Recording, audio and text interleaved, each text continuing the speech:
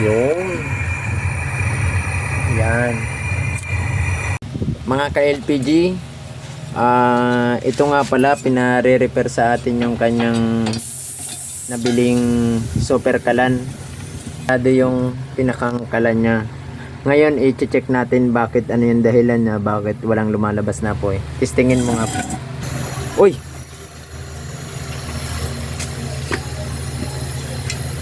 Okay, sira na rin po yung pinakang tornilyo niya sa may... Check na nga natin yung ilalim na yan. Sige, patayin mo nga. Matingan. Yan.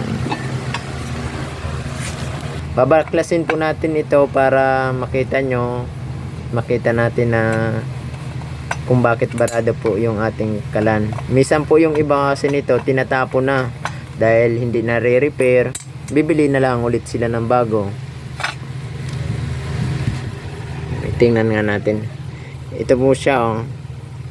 Yan, barado po ito. Tatanggalin natin to. Baklasin nga natin. Ito. Diyan. Mabili nga po. Shit, eh. At saka juice.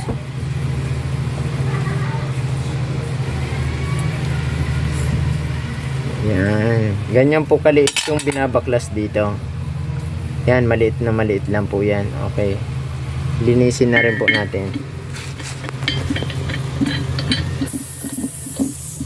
Yan, kailangan pong ipalakasan po natin ang hangin, palabasin natin yung dumi.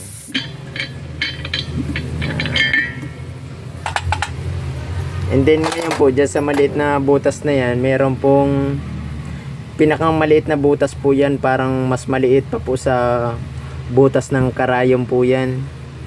Ngayon na yung ginagawa namin pansundat po dito, yung wire po na galing sa bike. Mas maganda po, saktong-sakto siya dyan. Pwede rin po yung sa mga wire ng mga sa kuryente, pwede rin po yan. Kasi maliit na maliit lang talagang butas niyan. Ito po yung ating ipang kukuhan yung sa bike na ito na yan, yung ganyang kaliit lang po.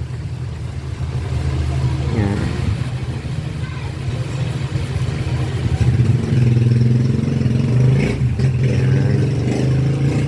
Maliit lang po yan. Yan.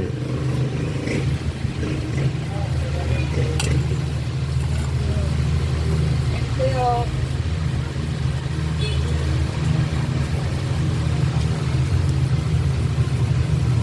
Yan, ganyan lang po kaliit yan.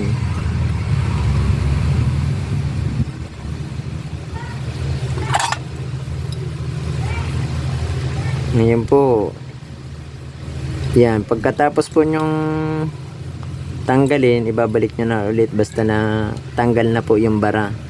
Huwag nyo pong itatapon yung mga nabibili nyong ganitong burner. Pwede pa pong repairin yan.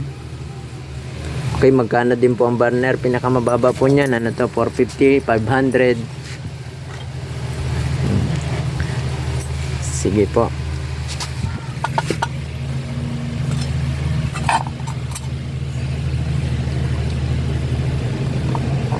Yan po yung kadalasan pinagmumula ng burner. Bakit nasisira na, barado yung kanyang pinakang burner. Dahil doon po sa maliit na yon. Ano bang tawag doon? Hindi ko kabisado yung tawag doon sa maliit na yun. Basta yun na po yun. Ngayon po, pangalawa po dito sa minsan yung pinitan po dito, may pinakang o-ring to dito sa maliit dito sa loob nito.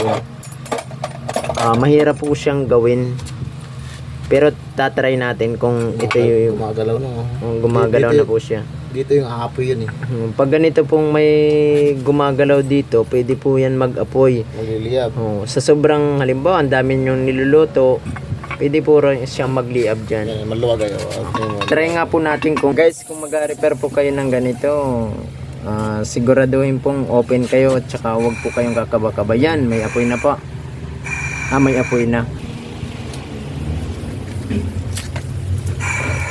Yun. Yan.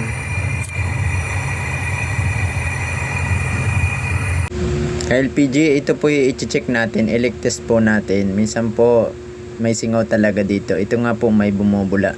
Ibig sabihin po, meron pong lumalabas na gas dyan. papalitan po natin yan.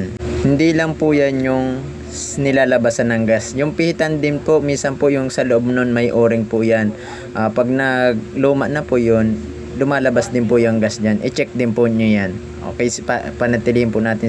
Ito po yung nilalagay dito, yung goma. Ordinary lang po yung nabibili natin ito, hindi katulad ng original na nandito sa burner. Okay, tatanggalin po natin ito. Kasi medyo matigas na rin ay. Ay kahit hindi mo na siguro tanggalin yan pre. Ito na lang ay. Anong klase sana to kasi ito po yung original ay yung nandito sa goma na to. Try po natin tong isa na to. Kasi ito yung may tama ay may leak po yung ating. Ito pong nabili ng customer natin ay wala din po tong goma. Itong kanyang ito po yung pinadalalaan dito sa atin at para i-repair. Kaya pag bumili po kayo ng super kalan o yung ganitong tangke, i-check nyo po kung may goma. At kung wala naman po, siguraduhin nyo po meron yung burner nyo para safe po yung paggamit nyo. Kaya yan din, pagkakabit po natin na yan, lilig test din po natin ulit yan para malaman natin kung wala talaga siyang leak. And then, pinaka-importante po talaga ay yung pag-iingat ng gumagamit. Okay, lagi po nating i-double check yung ating gagamitin.